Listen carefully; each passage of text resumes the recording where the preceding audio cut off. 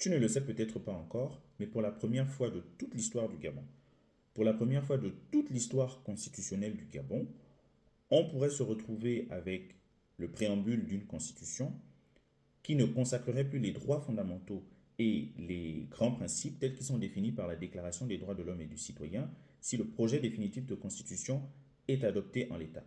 Je t'explique pourquoi. Donc, entre l'avant-projet et le projet définitif qui a été remis le mois dernier aux nouvelles autorités, plusieurs dispositions ont soit été modifiées, soit été complètement supprimées.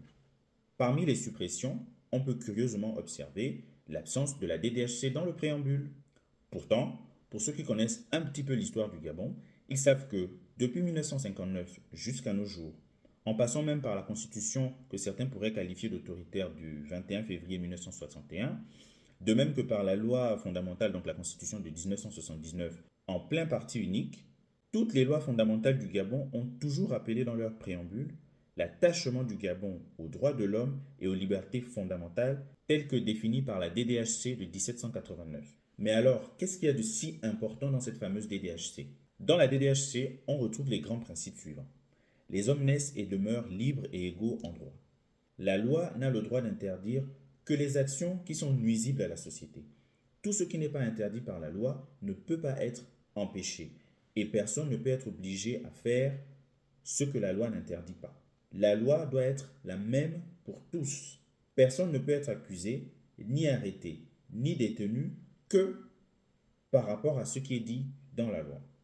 Toute personne est considérée comme innocente tant qu'elle n'a pas été condamnée de manière définitive par la justice.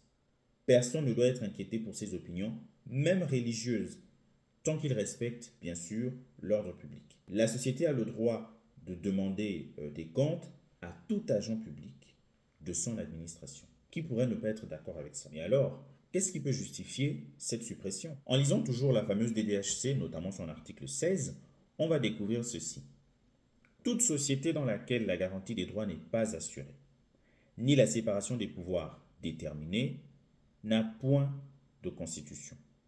Je répète, toute société dans laquelle la garantie des droits n'est pas assurée, ni la séparation des pouvoirs déterminée, n'a point de constitution. Je tiens à rappeler que je ne suis pas dans le secret des dieux, donc l'interprétation que je vais faire n'est pas forcément la réponse des autorités au retrait de la DDHC dans le préambule du projet définitif de constitution.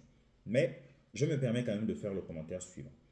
Quand on lit le projet définitif de constitution, on peut voir un pouvoir exécutif omnipotent, capable de limiter, de freiner les autres pouvoirs en cas d'abus, d'accord?